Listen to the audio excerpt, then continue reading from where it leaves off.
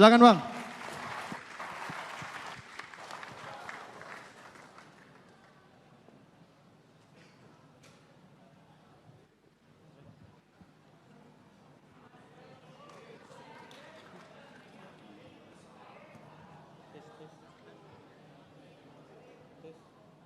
Dinyalain sebentar, gini mas.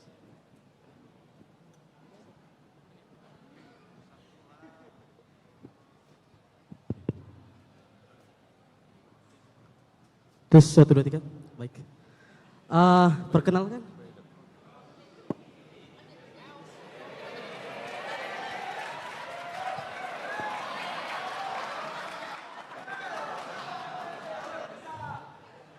Oke, baik. Perkenalkan saya Amar Lohot Tanjung, Pak, dari Universitas Negeri Medan. Panggilannya? Amar. Akbar. Iya, Pak. Akbar Tanjung. Amar Tanjung. Oh, Amar Tanjung. Iya, Pak. Oke. Baik, di sini sesuai tema, Pak, Desak Anies. Jadi di sini saya ingin mendesak Bapak. Jadi saya ini adalah pemuda dari desa, Pak. Kurang lebih 9 jam dari Kota Medan, tepatnya di Kabupaten Lebuhan Batu Selatan. Oke. Pertanyaan saya tentang anggaran dana desa, Pak. Nah, dana desa ini sebetulnya adalah sesuatu program yang sangat efektif. Tapi saya nggak tahu apakah pemerintah tidak tahu akan hal ini, bahwa kenyataan di lapangan dana desa ini tidak digunakan oleh perangkat desa secara efektif. Tidak ada, Pak. Seharusnya ini kan digunakan untuk pembangunan infrastruktur, pemberdayaan masyarakat dan sebagainya. Tapi sesuai fakta yang kita lihat bahwa kepala desa yang kaya makin kaya. Gitu-gitu aja, Pak, kenyataannya. Apalagi ditambah jadi 9 tahun, kan gitu, Pak. Jadi yang ingin saya desak dari Bapak, apa kebijakan Bapak mengenai dana desa ini? Apakah memang pasti ada pengawasan, Pak? Tapi di mana pengawasan ini selama ini, kan gitu. Kemudian satu lagi, Pak. Saya ini dari desa, untuk menjangkau akses pendidikan tinggi ke ibu kota atau ke ibu kota Medan ini aja, Pak, ke Sumatera Utara, itu sangat mahal, Pak. Jika kita bandingkan, belum lagi biaya hidup dari desa ke kota itu jelas perbandingannya sangat jauh. Nah, kenyataan yang sangat pahit dirasakan oleh anak-anak desa, jika saudaranya telah mengambil perguruan tinggi, maka yang kedua yang akan masuk ke perguruan tinggi akan harus sabar menunggu. Itu kenyataan-kenyataan pahit yang harus kami alami gitu, Pak. Karena tidak sanggup kalau sekali dua dia biayai orang tua untuk mengakses pendidikan tinggi. Jadi di sini saya akan mendesak dua ini. Apa gagasan kebijakan dari Pak Anies? Terima kasih, Pak.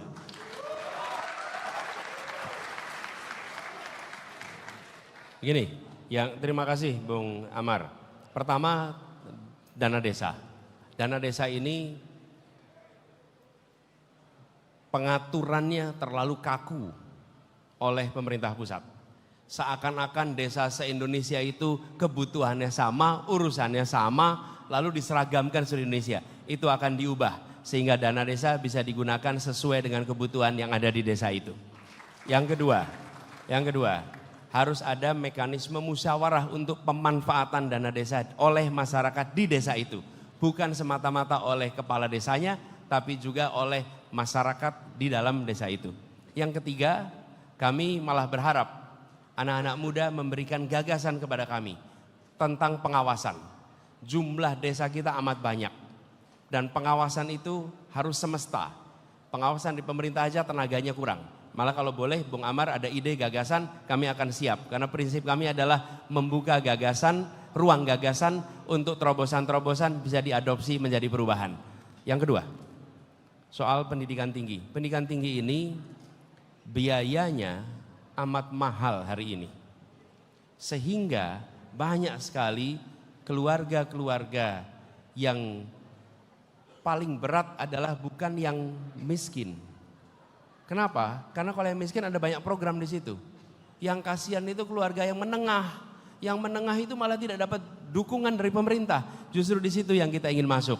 Supaya keluarga-keluarga menengah itu bisa mendapatkan kesetaraan kesempatan anak-anak untuk kuliah. Bagaimana caranya? Pemerintah harus memberikan anggaran yang lebih besar untuk pendidikan tinggi. Sehingga pendidikan tinggi tidak memandang mahasiswa sebagai pembeli jasa pendidikan. Tapi mereka dipandang sebagai anak-anak muda yang diberi kesempatan untuk kuliah supaya mereka bisa mendorong kemajuan di negeri ini. Mulainya dari mana? Pemerintah berhenti memandang pendidikan, anggaran pendidikan sebagai biaya. Pemerintah harus menghitung pengeluaran pendidikan sebagai investasi. Kalau dipandang sebagai investasi, maka akan mau keluarkan banyak karena tahu nanti akan dapat hasil yang besar. Begitu kira-kira. Oke, terima kasih. Oke. Boleh Abang, bila Oke. mana ada sanggahan.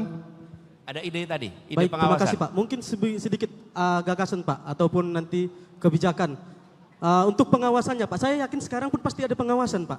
Tapi tidak langsung turun ke bawah, itu bisa diotak-atik datanya, bisa untuk alokasi dana ini bisa Makanya, sekian. terobosannya apa ya kira-kira? Nah, mungkin bisa dilibatkan Pak, pemuda setempat ataupun Karang-taruna. tarunanya untuk bisa mengakses ataupun bisa mengawasi para perangkat desanya. Bahwa memang betul-betul anggaran dana desa ini sesuai alokasinya ke sini, apa buktinya gitu Pak. Mungkin dibuat transparansi. Iya, transparansi Pak. Sehingga bisa Oke. dilihat oleh seluruh warga yang Siap, ada di Pak. desa itu. Oke. Oke, sip.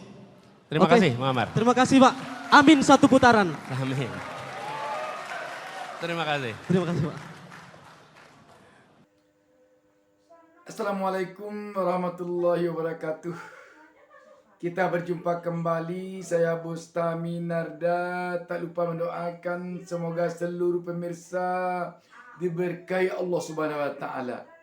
Sahabat BN, langkah yang diambil oleh calon presiden nomor urut 1 Anies Baswedan tampaknya menggugah kaum milenial. Di tengah-tengah sekarang ini ada yang mengatakan ketika ada pertemuan dengan masyarakat, saya sampai pukul 9 saja saya mau tidur. Kalau nanti ada pertanyaan tentang visi dan misi atau pertanyaan lainnya, silakan saja tanyakan kepada Pak Jubir dan Bu Jubir saya. Bagi Anies Baswedan kelihatannya tidak demikian. Dia yang langsung berdialog dengan masyarakat. Apakah dengan kalangan mahasiswa, kalangan kaum milenial, ataupun dengan masyarakat biasa dari berbagai elemen masyarakat. Memang seharusnya calon itu sendiri yang langsung berdialog dengan masyarakat.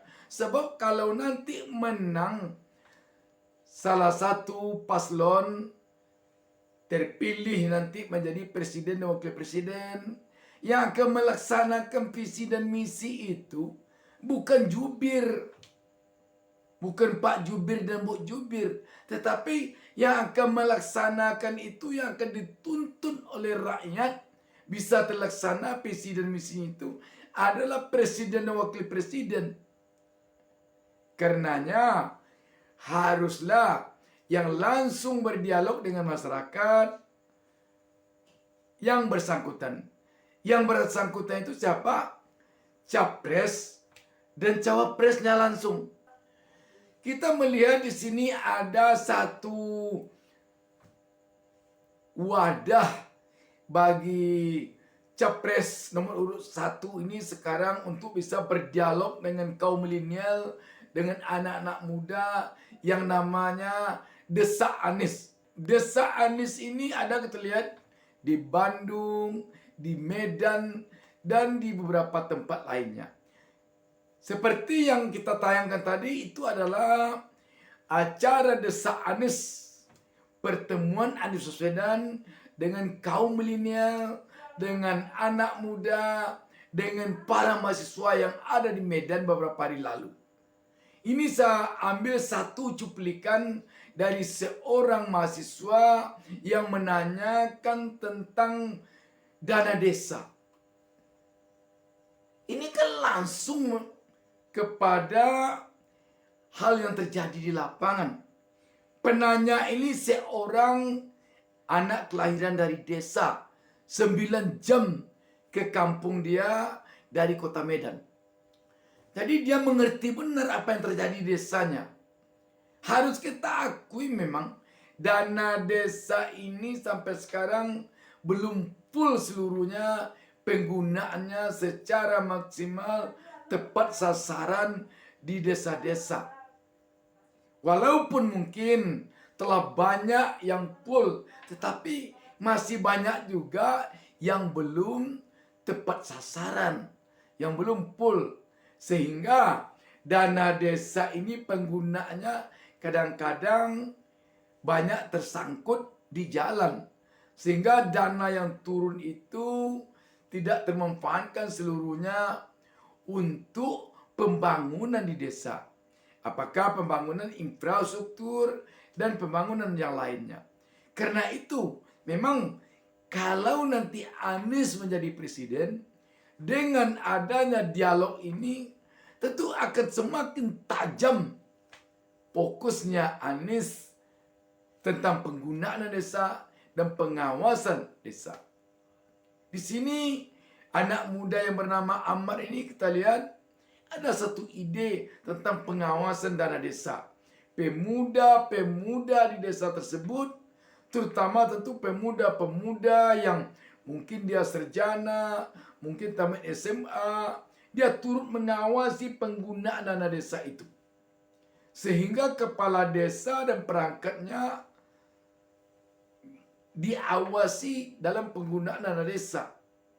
Dan juga kalau ada penyimpangan dana desa ini, juga tidak ada yang bisa bermain-main dengan itu.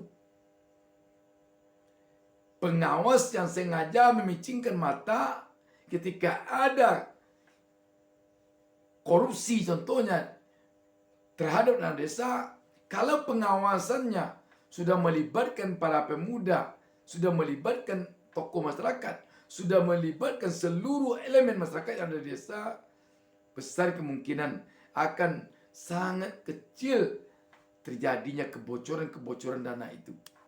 Dan juga pengawasan terhadap kepala desa ini bukan saja dari dana desa, terhadap keberpihakan kepala desa di dalam Pilpres dan Pemilu 2024 ini perlu para pemuda, perlu para tokoh-tokoh masyarakat, perlu seluruh elemen masyarakat mengawasi kepala desa. Kita tentu masih ingat berkumpulnya ribuan kepala desa di Gelora Bung Karno baru lalu. Bukan tidak mungkin ini akan memunculkan keberpihakan oleh sebagian kepala desa terhadap paslon pilpres tertentu atau caleg tertentu atau partai tertentu di desanya. Anda juga malah menjawab pertanyaan Ammar ini tentang perguruan tinggi yang sekarang berbiaya mahal. Namun dalam hal ini yang mungkin perlu kita garis bawahi, fenomena yang didorong terjadi oleh Anies sekarang ini dalam Pilpres dengan memperbanyak diskusi-diskusi, memperbanyak dialog-dialog dengan berbagai lapisan masyarakat sangat penting artinya. Dengan ini nanti akan bisa dihindari nanti sistem membeli kucing dalam karung di dalam memilih pemimpin. Dan akan bisa dihindari memilih pemimpin karena BLT, memilih pemimpin karena sembako, memilih pemimpin karena amplop, memilih pemimpin karena disogok. Apabila pemimpin menjadi pemimpin karena sogokan, maka pemimpin itu adalah pemimpin sogok, tidak akan berkualitas. Dan juga para kaum milenial ini, para mahasiswa ini tentu diharapkan juga nanti pulang ke kampungnya masing-masing, menyebarkan tentang siapa yang menurut mereka yang patut dipilih menjadi presiden dan wakil presiden nanti, perlu mana pasangan calon nomor urutnya yang akan dipilih nanti di dalam pemungutan suara pada tanggal 14 Februari 2024 di TPS. Perlu kaum milenial ini, perlu anak muda ini, perlu para mahasiswa ini pulang ke kampung masing-masing, menyampaikan kepada masyarakatnya, kepada kedua orang tuanya, kepada saudaranya, kepada kaum kerabatnya, kepada masyarakat yang ada di kampung masing-masing di seluruh Indonesia. Sebab memang kita ingin perubahan lagi. Kita tidak akan berubah kalau nanti memilih hanya karena BLT, memilih hanya karena sogok, memilih hanya karena berdasarkan hal-hal yang tidak melihat kepada kemampuan yang dipilih.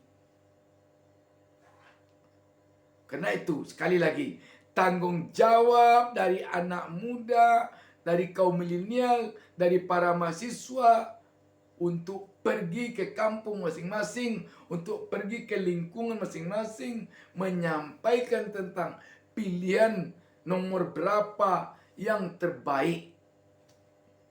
Demikian, wassalamualaikum warahmatullahi wabarakatuh. Jangan lupa subscribe. Jangan lupa subscribe.